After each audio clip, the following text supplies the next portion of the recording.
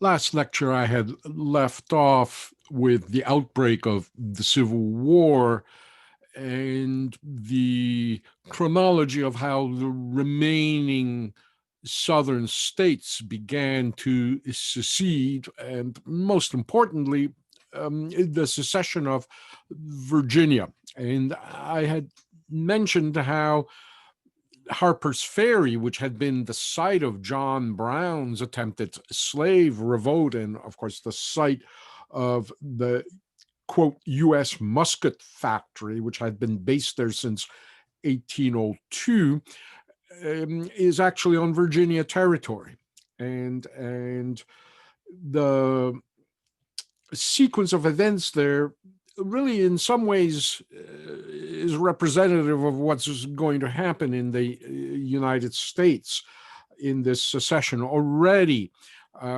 we saw how these two former West Point officers ended up facing each other. One, Beauregard, with the Confederate Army, a former student, and Major Anderson, his former instructor at West Point, who was the commander of Fort Sumner in the Charleston Harbor. Similar things are occurring throughout the United States. Harper's Ferry, as again you can see from this map, is based right on the border there. Between Maryland and Virginia. Maryland is, of course, threatening secession, but technically it still is part of the Union at this moment and will remain so. The factory at Harper's Ferry, as I say, has been there since 1802, and by 1859, it's employing some 450 workers who are producing thousands of 58 caliber Springfield Model 1855 muzzle loading rifles that will become the standard weapon in the Civil War. Certainly for the Union, the Confederates will carry this model, as well as they'll be purchasing similar rifles from Britain. There's Harper's Ferry. And again, there's a picture of the arsenal. Like I said, it's a very, very old arsenal. The Harper's Ferry Arsenal is guarded by 50 Union troops. They evacuate the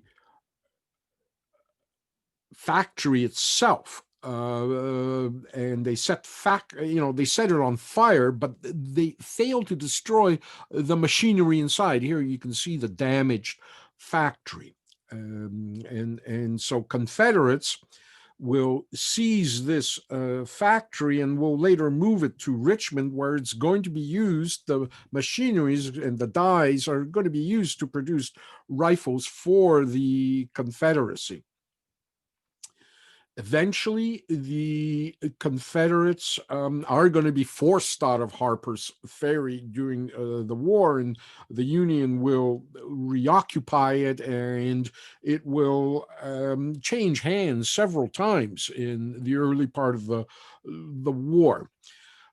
But really, the biggest seizure in Harper's Ferry is not necessarily the rifle making machinery, but something else. And the commander of the militia troops deployed at Harper's Ferry is going to become a prominent figure in the Confederate military. And he is a graduate of the West Point Academy. And so maybe this is a good time for us just to look at the West Point Academy and in fact, look at his graduation year, as well as some of his fellow students and who this particular commander at Harper's Ferry is going to be. West Point is located up the Hudson River here, just north of New York City. It's about maybe an hour's drive north of New York City. It's the United States' primary military academy since 1802. It is indeed the oldest American military academy. It's on this point in the river. Again, Beauregard and Anderson are both graduates of this academy, but in different years, as I had already described. West Point Academy is an elite school. This was kind of what it's beginning to look like in the 1920s following the First World War. It's extraordinarily difficult to get into West Point. Here is what West Point looks like today. A student has to be nominated by a congressman, and each senator, representative, and delegate in Congress, two for the District of Columbia, get two appointments. They're allowed to, as I say, nominate cadets. By the 1840s, West Point cadets are trained for 4 years prior to graduating as second lieutenants, and that pretty much is the way it still is today. It's primarily an engineering school. When you graduate with an engineering degree, and you are then posted to the U.S. military for a period, I think it's 4 years that you have to commit yourself to then serve in the military. And the graduates of West Point are often referred to as the long gray line. Here you can see the famous graduation ceremony where they all throw their caps up into the air.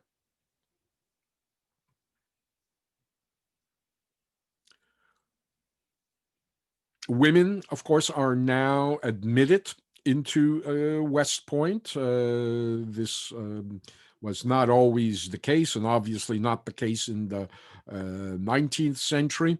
Presidents often are there on graduation day and give a speech and often hand out diplomas to graduating officers. As here, as you can see, George Bush handing out those diplomas.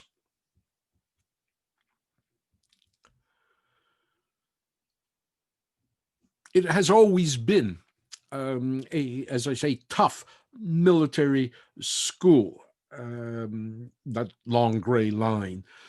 In the first year, back in the 19th century, in the first year, along with military drill, students only studied 2 subjects, French and mathematics.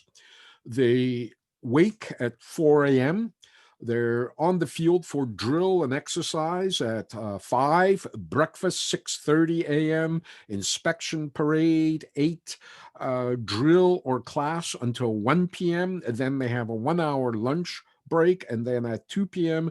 back to drill or classroom, 6 p.m. evening parade. And then from supper till 9 p.m. they have relatively little bit of free time, but usually it's involving homework, shining your boots and brass buttons for the next day's inspection, and as well stag dancing, as officers were expected to be gentlemen as well and needed to know how to dance.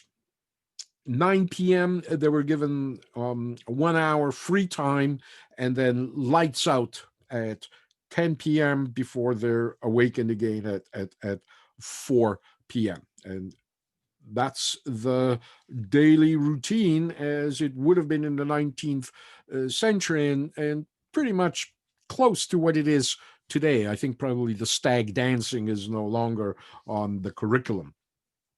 The cadets at West Point were divided into 3 sections depending upon their grades, a type of triage.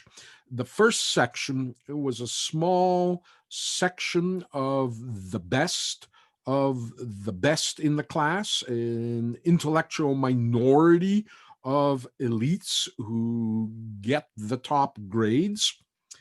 The second section was a larger middle, the average students, where most cadets staked out a place for themselves.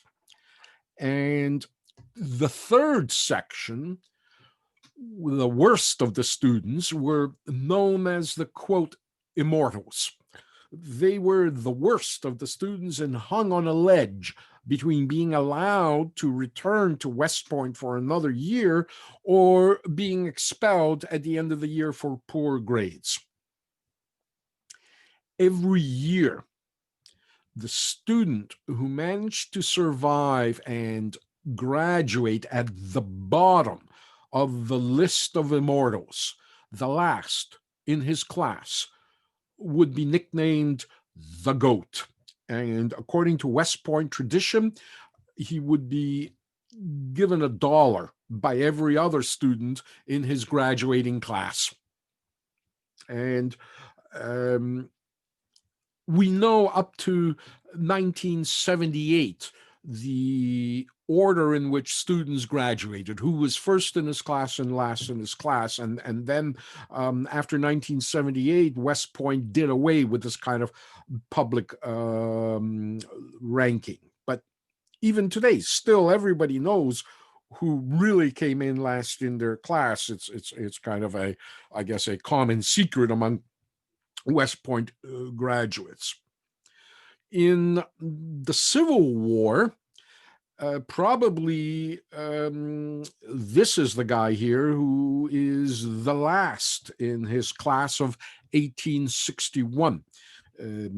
He graduated bottom in the class.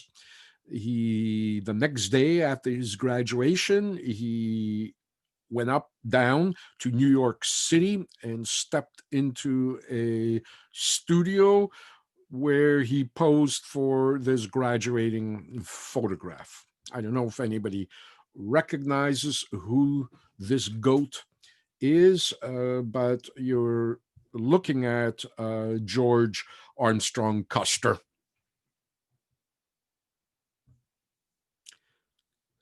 Now, there is a backstory to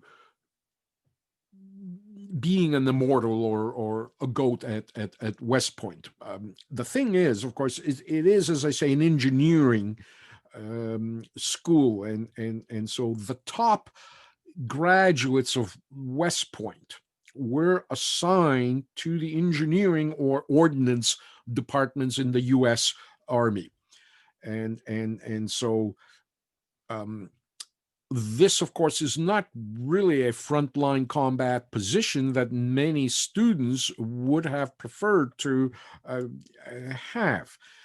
The kind of mediocre students, the ones in the middle, they get assignments to the cavalry and infantry. And just above them again as well, with the engineer and the ordnance departments, top students go there. As the kind of the bottom of the top students get assigned to artillery.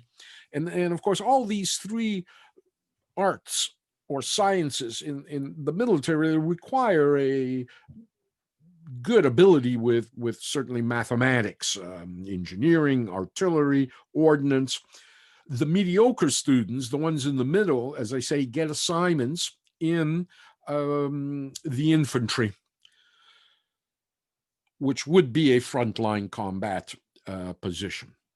The worst of the worst, the kind of the immortals at the bottom, those get assigned to the cavalry. There is this still old tradition in the military that in the cavalry, the horses are smarter than the riders. And so that's how Custer ends up eventually being a general in the cavalry by virtue of his poor grades at West Point. The backstory to this is that some students who were kind of anxious to receive a combat frontline command may have sabotaged their grades just a little bit lower than the top to avoid getting posted as an engineer somewhere and actually get a posting as a cavalry officer or an infantry officer. So that's kind of one argument about this.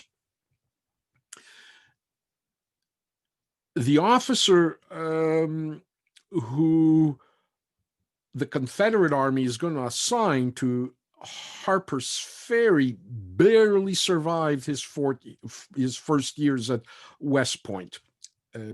He came out entirely self-taught and managed to get a position in West Point only because another successful candidate actually withdrew himself, quit West Point after a day there. And we're talking here about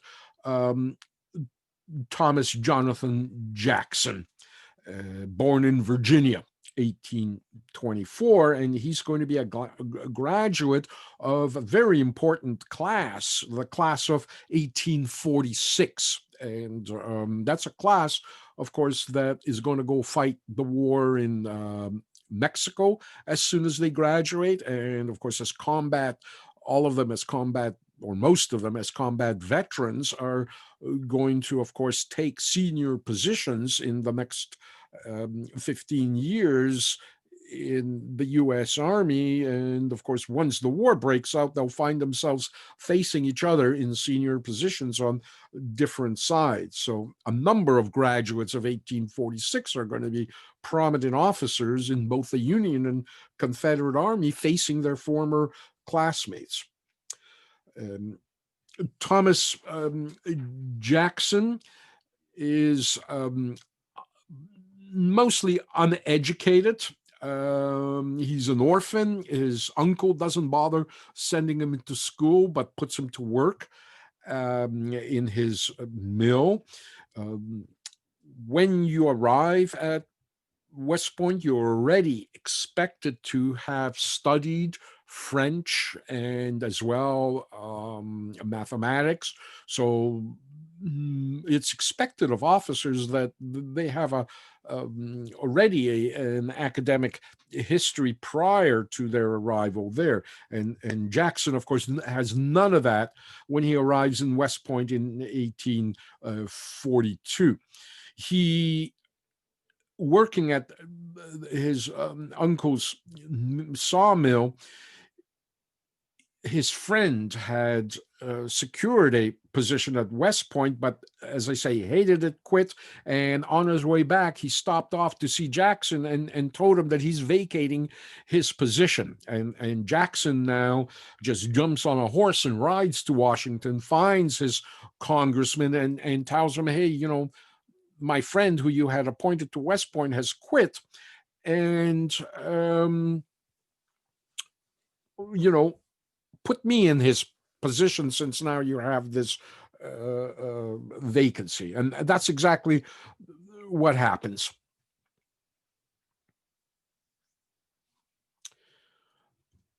Jackson's first year is very difficult for him.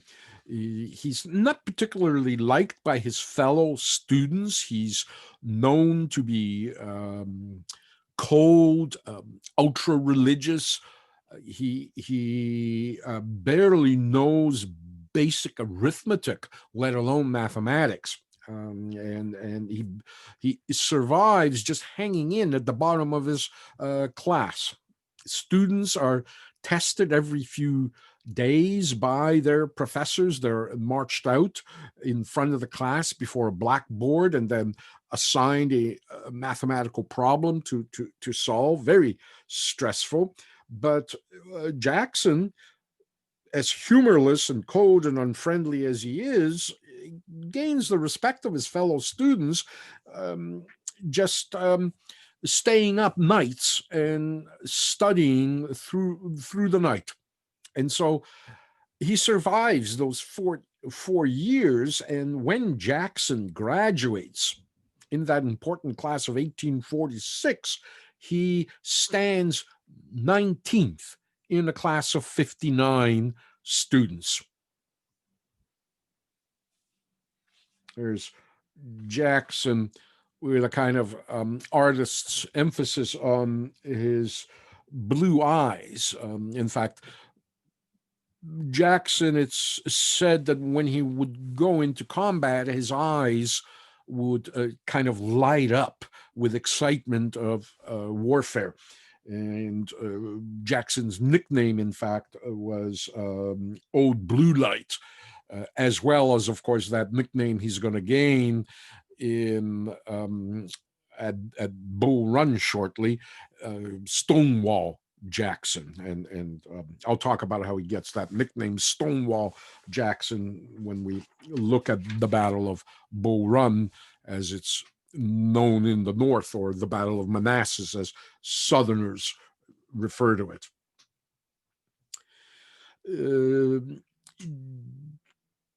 Jackson,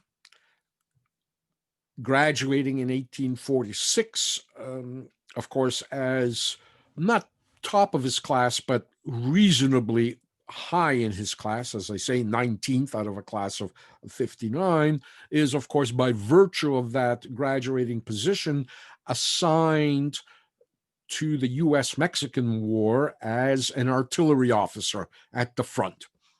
And so he distinguishes himself as a smart and ruthless officer in the Mexican-American War. In fact, it's Jackson who opens fire with his artillery on Mexico City, bombarding civilians. In fact, that's one of the things that drives the Mexican authorities to surrender Mexico City after Jackson bombards it. And so this episode, and later his very aggressive action, chasing down retreating Mexican forces, he earns a field promotion to the rank of major. And it's in Mexico that Jackson meets another elder officer who had graduated West Point in his class of 1829, and he graduated second in his class, and that's Robert E. Lee. Robert E. Lee at that time is an aide to General Winfield Scott, who is in command of one of the army groups inside Mexico during that war. So they're both Virginians, and of course, once the Confederate army is born, certainly Robert E. Lee is familiar with Thomas Jackson from the Mexican War. Once Jackson returns from Mexico in 1851, he becomes a professor of natural and experimental philosophy and instructor of artillery at the Virginia Military Institute in Lexington, another type of West Point school, but of course this is Virginia's state school.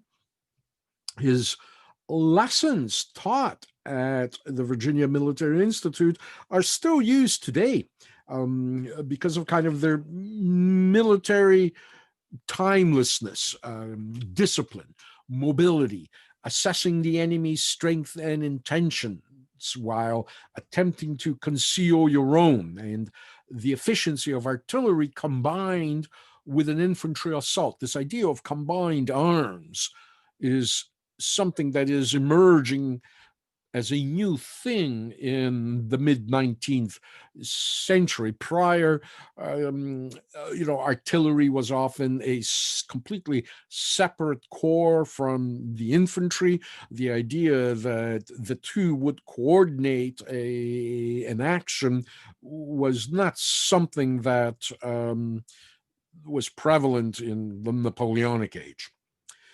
His motto, again, concealing one's attentions, quote, his motto, quote, always mystified. Mystify, always mystify.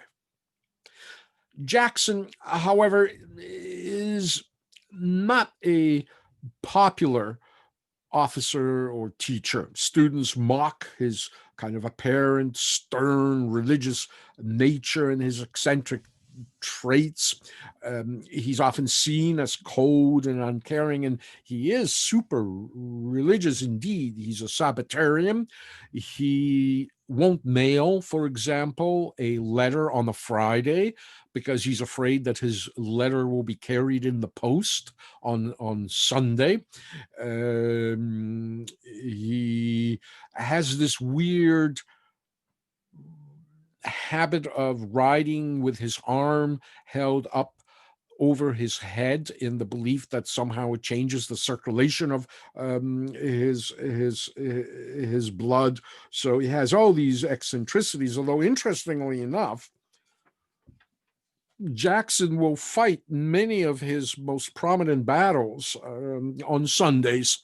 And in fact, when Jackson will be wounded in the middle of the war and fatally wounded, it will take him about a week to die. He's told on the Sunday morning that he's not going to make the day, and his response is, "Oh, good, I've always wanted to die on a Sunday." When the war breaks out, Jackson is promoted to colonel, and he'll be put in charge of a brigade consisting of the 2nd, 4th, 5th, 27th, and 33rd Virginia Infantry Regiments, and very quickly he'll be promoted to general. Most of these units originate from the Shenandoah Valley region of Virginia. Now, Jackson is assigned by the Confederate Army to Harpers Ferry, and he ensures that the rifle-making machinery from the arsenal is dismantled and transported south. But in the meantime, he holds Harpers Ferry in this month, the first month, where the secession of Virginia is taking place. And of course, the Virginia legislature needs to endorse it. If I'm not mistaken as well, there's a plebiscite as well. And so waiting for this process to take place, this question of what's going to happen at Harpers Ferry is a little dim. The problem, of course, is the B&O Railway, the Baltimore, Ohio Railway that you can see here runs from Baltimore, from a nominally northern state, and just dips through Virginia at Harpers Ferry and then continues on into Pennsylvania and on to eventually Ohio. And so as Jackson has his troops in Harpers Ferry, northern trains are passing through Harpers Ferry, sometimes carrying supplies for the Union military. Jackson wants to seize these shipments passing through Harpers Ferry, but is ordered by Virginia to leave the trains alone until the secession process is completed. And so Jackson begins his own campaign of harassing these Union trains. He telegraphs the B&O company in Baltimore, telling them that the trains are keeping up his troops, that they can't sleep with this constant passage of train traffic. And so he demands that B&O train traffic pass through Harper's Ferry only between the hours of 11 a.m. and 1 p.m., 2 hours. And this will now force trains on both sides of Harper's Ferry to back up and wait all night and all day until they get that 2-hour window at noon to go through from both sides. In fact, here you can see this small bridge here where the trains would have crossed. It's a very narrow bridge. On May 23rd, Virginians vote to ratify the secession by 128,000 votes to 32,000. And Virginia now is officially in secession. And now Jackson makes his move. You got to remember again that out of 470 locomotive engines built in the United States, only 19 had been built in the South. The South is short of not only railways, but railway stock. And that morning, after May 23rd, Jackson now is going to proceed to essentially seize Union trains going through Harper's Ferry. He orders that all westbound trains coming in from Maryland into Virginia can pass through until noon, but holds all eastbound trains on the Virginia side.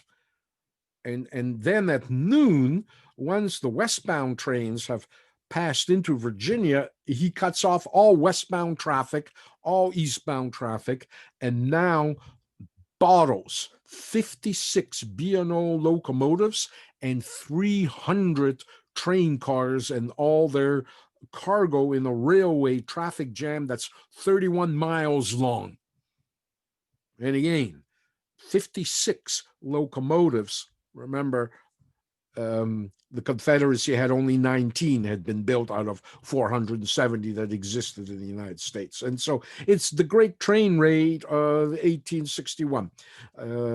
He just now seizes these train cars, their cargo, the locomotives for the Confederacy. And in fact, that line is not really linked up to the Confederate lines. They have to have these huge 40-horse, 40-mule teams dragging the locomotives across kind of dirt roads so that they'd be able to be put on a similar gauge much further away in the Confederate railway system. So that's kind of the introduction to Thomas Stonewall Jackson and where he comes from, and kind of how he makes his early reputation during this war.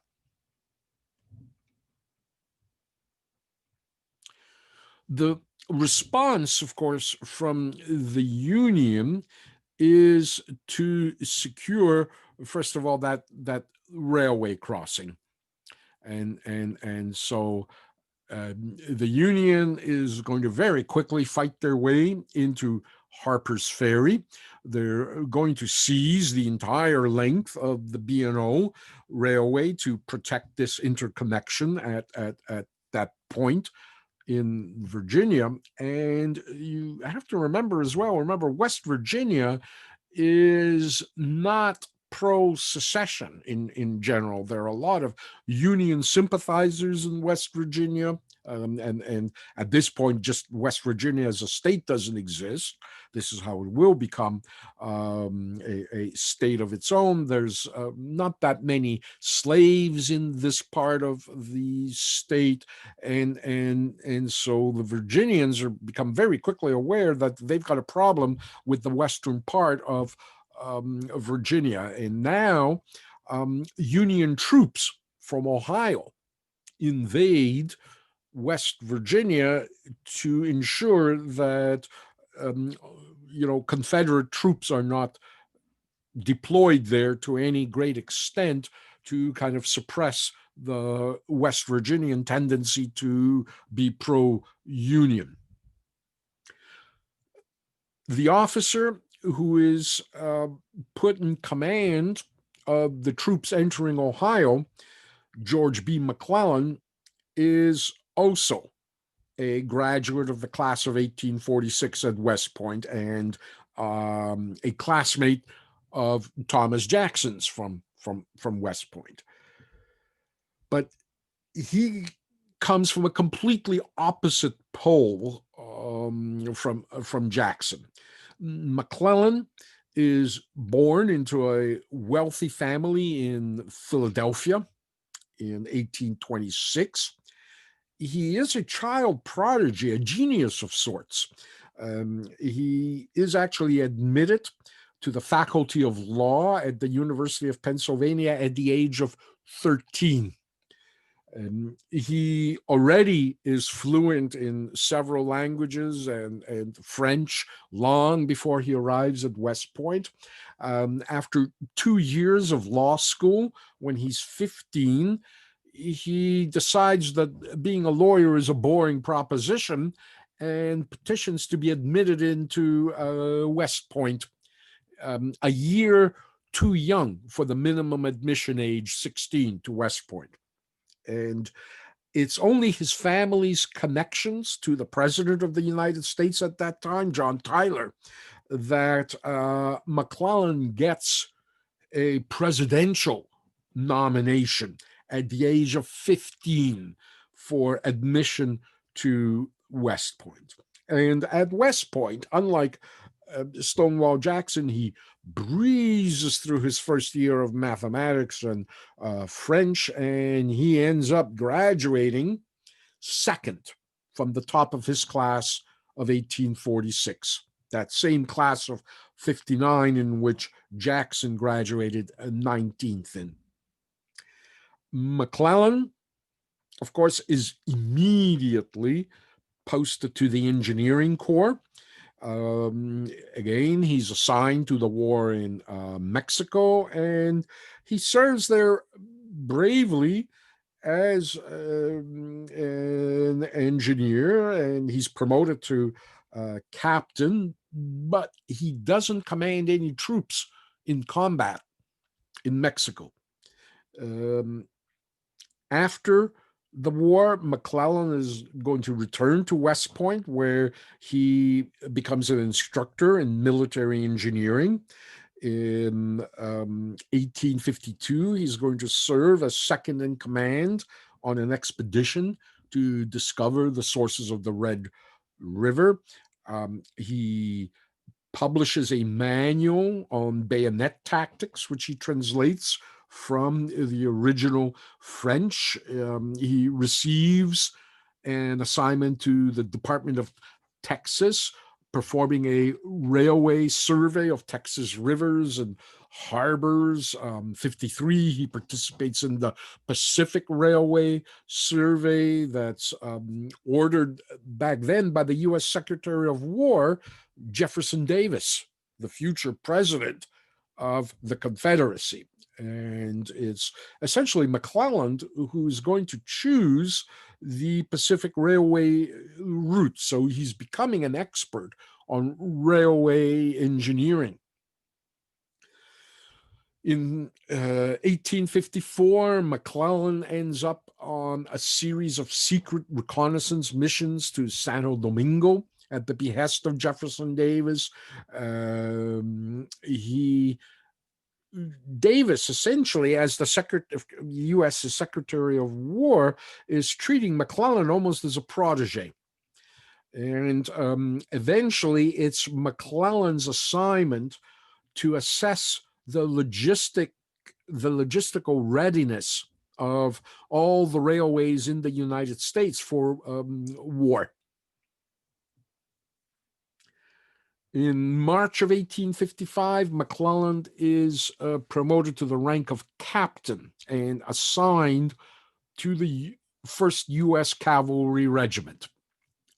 I don't know why, but bearing in mind what I had previously said, but that's the way it is. He is assigned to the 1st U.S. Cavalry Regiment.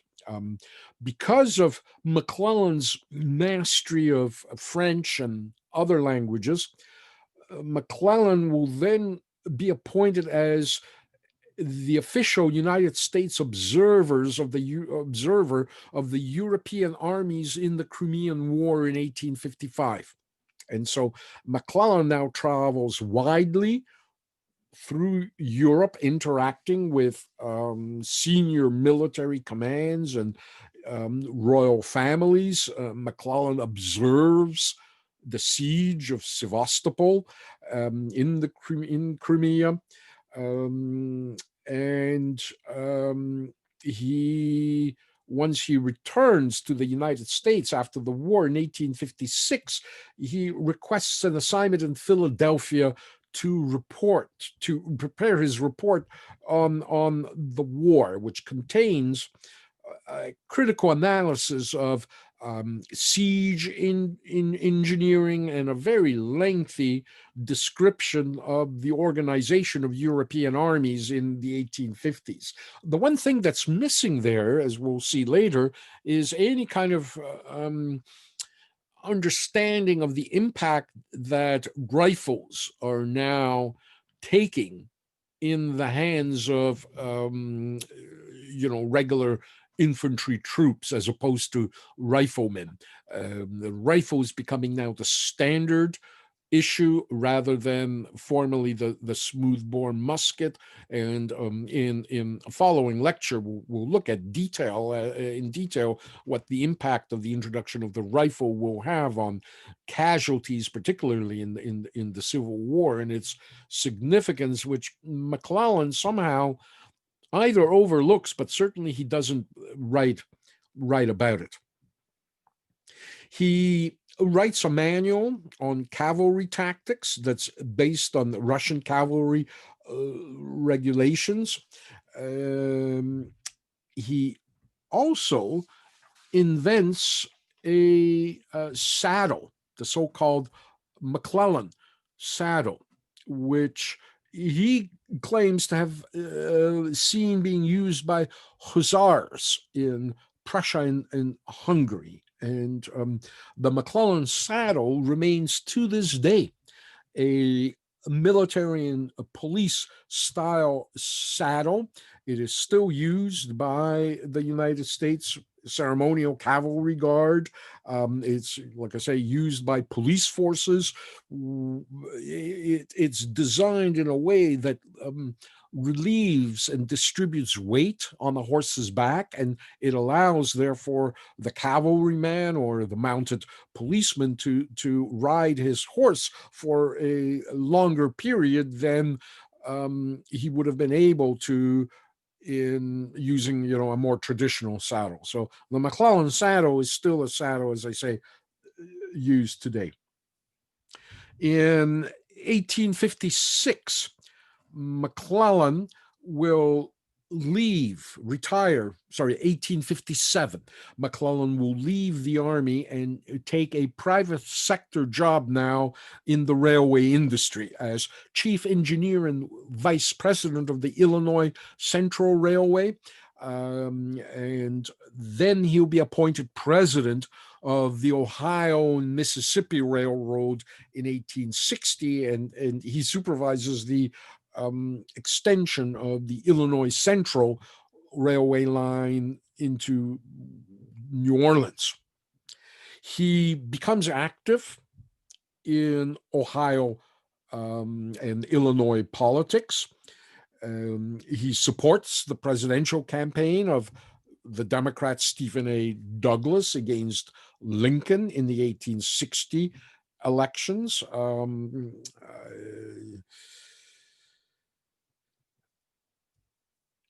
He, at the start of the Civil War, because of his knowledge of what was then called, quote, big war science, his railway experience and engineering experience, which implied that he would excel at military logistics, he right away, suddenly, from just being a captain, he's commissioned by the governor of Ohio as a major general in the Ohio militia, in the Ohio Volunteers. And he's given command of the Ohio militia on April 23rd, 1861. And then about a week later, on May 3rd, McClellan now re-enters federal service, where he's appointed commander of the Department of the Ohio, responsible for the states of Ohio, Indiana, Illinois, and later Western Pennsylvania, Western Virginia, and Missouri. And again, because of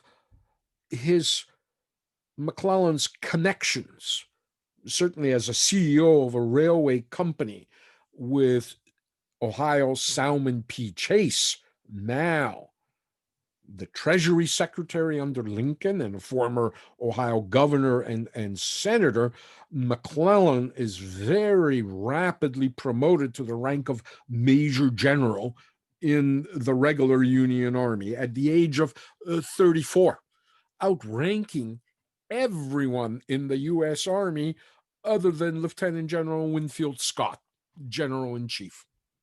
I should point out to you as well, there's about, I think, 4 or 5 generals' ranks in the U.S. Army today. During the period of Civil War, there were only 2, and I think later they introduced a 3rd rank. So, Lieutenant General was as high as you can go. It was just, I think, general, and then lieutenant general was the ranking. Now there's more. But as I say, without having had any military experience, without ever going through the ranks as a major, as a colonel, he becomes, as I say, a general that outranks everybody in the U.S. Army other than Lieutenant General Winfield Scott, the General-in-Chief. And so on May 26, McClellan now orders 3,000 Ohio troops under Brigadier General Thomas A. Morris to enter Western Virginia in a 2-pronged advance. On June 3rd, we're going to have what many historians suggest is the first land battle between Union and Confederate forces at the town of Philippi. The battle is a relatively bloodless one. It's triggered actually by a woman that we only know as Mrs. Humphreys, a Confederate sympathizer. There were Confederate troops held up in this small town, Philippi. As the Union Army is approaching Philippi, they decide that they're going to send a cavalry probe into Philippi and position artillery just outside of Philippi. And the plan was that once the artillery hears the sound of battle and gunfire coming from Philippi, that they're to open fire and bombard Philippi before the Union troops enter into the town. Mrs. Humphreys sees these Union troops marching down the road past her house towards Philippi. And so she orders her son to get on a horse and ride down to Philippi and warn the sleeping Confederates. This is happening at night, to warn the sleeping Confederates there that the Union Army is coming down the road. As the son attempts to ride down the road, Union soldiers now pull him off, physically pull him off his horse. At which point Mrs. Humphreys now beats the Union troops with a broom handle, rescues her son, and puts him back on his saddle. Union troops again drag the son off his horse, at which point Mrs. Humphreys now draws a handgun and begins to shoot at the Union troops. The moment Union artillery hears those gunshots, they assume it's the signal to open fire on Philippi, and so they now begin bombarding Philippi, and essentially they wake the Confederates, who, as the first shells begin hitting the town, just run off in their underwear and don't stop running for the next 4 days until they're 30 miles south. And Union journalists will now dub this battle as, quote, the races at Philippi, end of quote. And it's still known by that name. It, as I say, is a relatively bloodless battle, 4 Union casualties and 26 Confederates. It's kind of a joke, but it makes McClellan now, who is nominally in charge of these troops, a national hero. It's the first battle, as minor as it is. Everybody in the North wants to have a victory.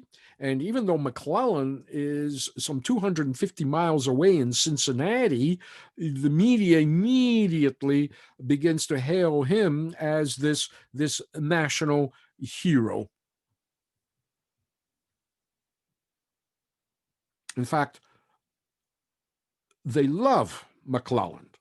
They latch onto this congenial, smart, aristocratic, young genius of a general, and begin raising his victory and future victories, the reputation for them, beyond the significance of the kind of the small, confused battlefield victories there'll be. In fact, the media dubs the 34-year-old McClellan as, quote, the young Napoleon, even though historically Napoleon was actually younger than that when he did what he did as Napoleon. And so June 20th, McClellan, now with his head swelled by all the press adulation, decides that he actually should take now a battlefield command. This is going to be his first in his military career beyond his junior military engineering assignments in the Mexican-American War. So he crosses now into Virginia on horseback. And all along the way, he's met with this adulation and people wanting to see, their hero.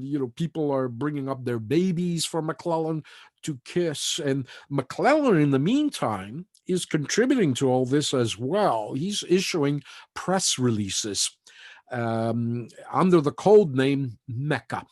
He strings, as he moves through Ohio, he strings telegraph wire connecting directly to press offices in New York.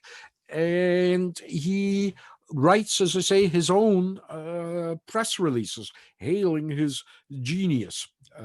When he catches up with his troops, he makes this speech upon his arrival, quote, "Soldiers, I have heard there was danger here. I have come to place myself at your head and to share it with you. I fear now but one thing, that you will not find foemen worthy of your steel. End of quote. McClellan dismisses the Confederates, saying that he expected, quote, to thrash the infamous scamps before a week is over. All I fear is that I can't reach them in time. Well,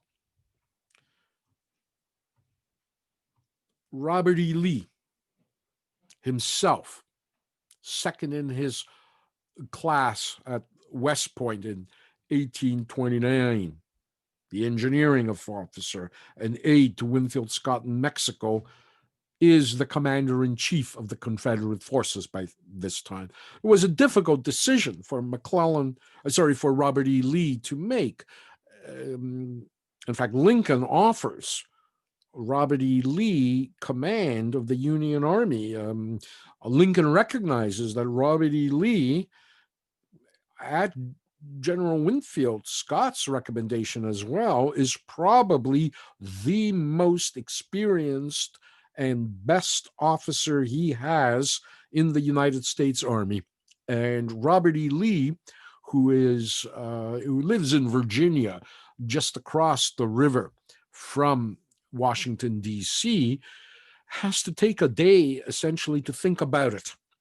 And in the end, as he says, I can't go against my country. And of course, my country, he means Virginia. And so Robert E. Lee very respectfully declines command of the Union Army and instead takes up command of the Confederate Army.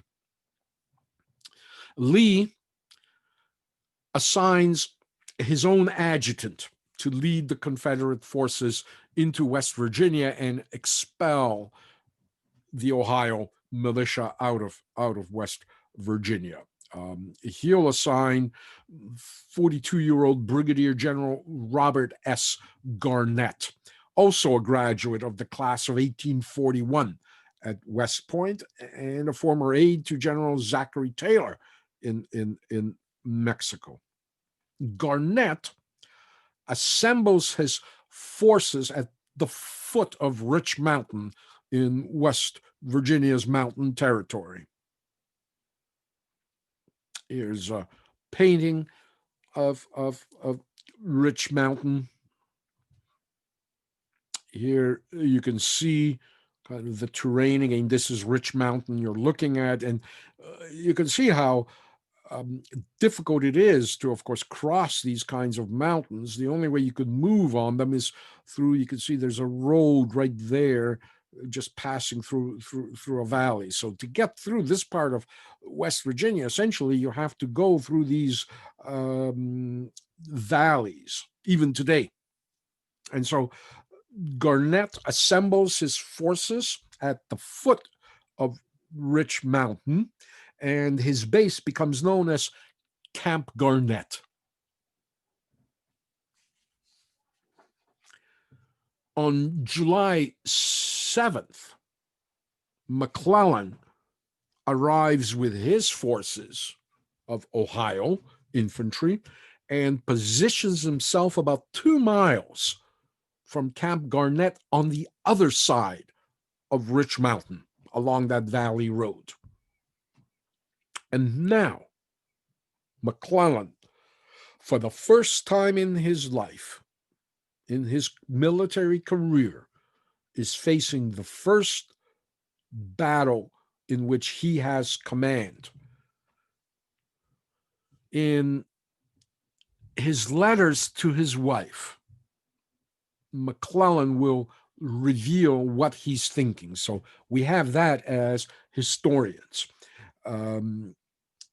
McClellan, in those letters, has been complaining about his officers, that his generals are worthless and not worth his genius. It sounds like somebody else we know in the White House still, currently hanging on there like a squatter.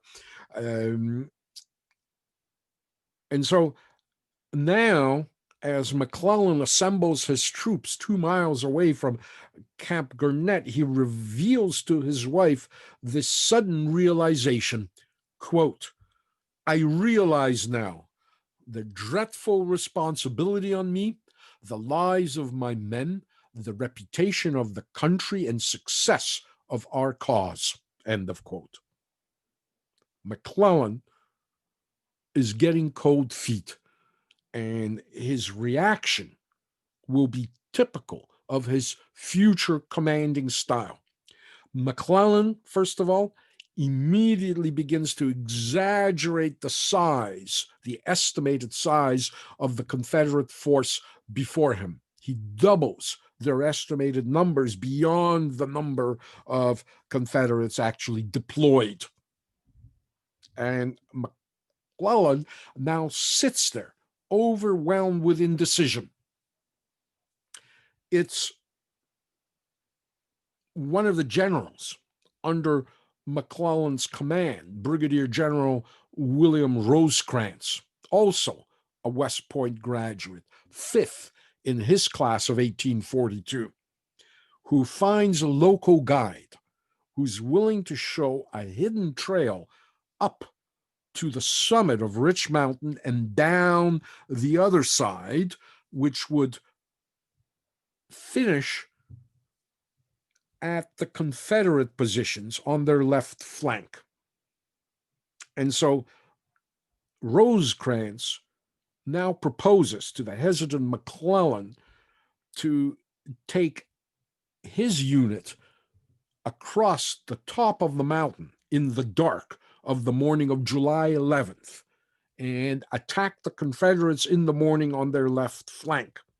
McClellan, in this plan, is to bring his forces up the road closer to the Confederates and stand by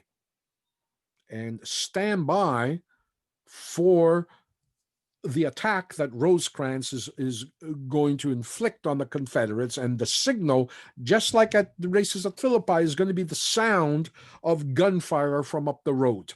As Rosecrantz's flanking party is supposed to hit the Confederates, the moment McClellan hears that action, he is to now charge from his side. Rosecrantz assumes that the mountain hike would take about 4 hours. That's what the scouts are telling him. Here you can see the slope of the mountain on a electric line right away. But no sooner, and this is typical, of course, of military planning, as often you hear in the military say, a battle plan survives until the first minute of battle, when then everything changes. And so indeed, no sooner does Rosecrantz begin hiking up the mountain, it begins to rain. And everything becomes slippery. And so they're struggling to get to the top of the mountain and then to come down the other side.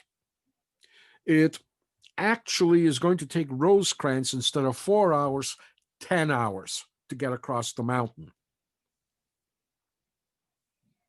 In the meantime, morning of July 11th, McClellan is just sitting all morning in the rain, waiting for the sound of gunfire, and it's not coming. Morning, nothing.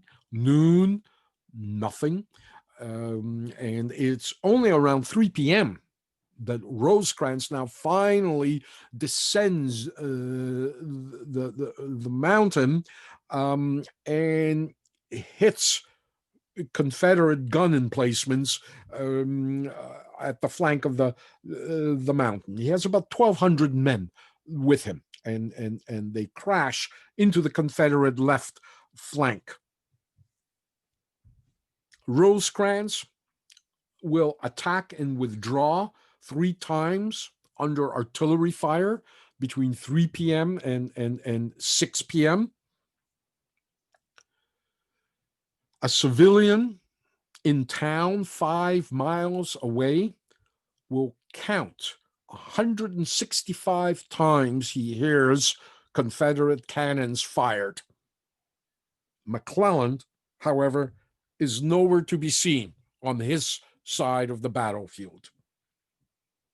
Hearing the firing begin at 3 p.m., McClellan now is frozen in indecision. He wants to know, why has the battle begun so late? It was supposed to begin at 9 a.m. Racked with indecision, McClellan just sits there waiting for something, anything, to happen while Rosecrantz, entirely on his own, is facing all this Confederate cannon fire. Rosecrantz actually succeeds. He manages to destroy the Confederate artillery. But having been told by McClellan of the extraordinary, exaggerated number of Confederates that he might be facing, and now not seeing McClellan anywhere near the battlefield, Rosecrantz assumes that McClellan has been defeated and turns around and goes back up to the top of Rich Mountain. McClellan, in the meantime, after sitting there for 3 hours through the sound of battle, is trying to decide what to do.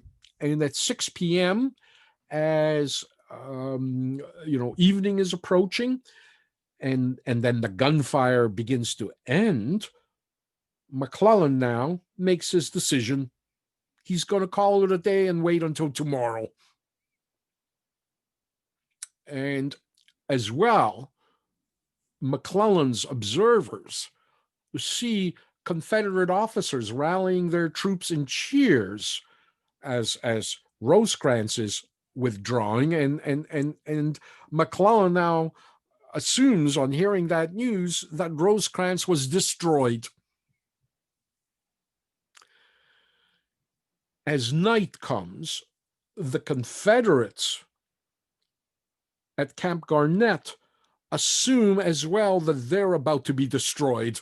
And so they go up the mountain the same route, essentially, that Rosecrantz took. And in the middle of the night, Rosecrantz by midnight is on top of the mountain. In the middle of the night, the Confederate forces now pass about 100 yards away from where Rosecrantz is sitting huddled in the dark and escape. Rosecrantz had actually won the battle, but only the Confederates knew that. And so the next morning, Rosecrantz and McClellan wake up expecting to face a huge Confederate force. In fact, the Confederates had gone in panic. And so Rosecrantz wakes up, discovers the Confederates below him gone. McClellan is still sitting in a pool of indecision when Rosecrantz messengers arrive with the information that Confederates from his position have withdrawn. And now Rosecrantz and McClellan give chase. Essentially, they follow a trail of abandoned supplies and baggage left behind by the fleeing Confederates. Rosecrantz and McClellan will catch up with the Confederates 2 days later, on July 13th, at Corrick's Ford on the Cheat River.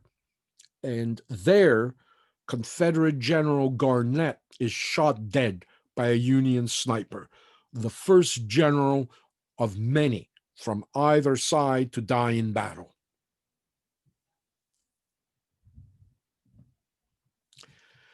So throughout his campaign in West Virginia, McClellan, much to the disdain of his junior officers, had strung telegraph wire as he moved. And that and his indecision was one of the things that kept slowing him down. But it did put McClellan almost in instant touch with Washington and the media in New York City, essentially at internet speed. That's how fast telegraph messages go. You just don't have the bandwidth of the internet. And everybody, of course, is desperate for good news, and McClellan supplies it. And so now McClellan sends the War Office this message after Garnett is killed. Quote, Garnett and forces routed, his baggage and guns destroyed, his army demoralized, Garnett killed. We have annihilated the enemy in West Virginia. The troops defeated are the crack regiments of Eastern Virginia, aided by Georgians, Tennesseans, and Carolinians. Our success is complete, and the secession is killed in this country. End of quote. And now accolades pour in on McClellan with every telegram. Winfield Scott, the president, and Congress all congratulate McClellan on his 3 brilliant victories in West Virginia. And of course, 10 days later, when disaster is going to strike the Union at Manassas or Bull Run, the nation is going to turn to McClellan for salvation. General William Rosecrantz, in the meantime, the real victor at Rich Mountain, receives no acknowledgement. McClellan basically steals the glory. When McClellan is going to be now appointed the head of the Army of the Potomac at Washington, he's going to offer Rosecrans command in his army.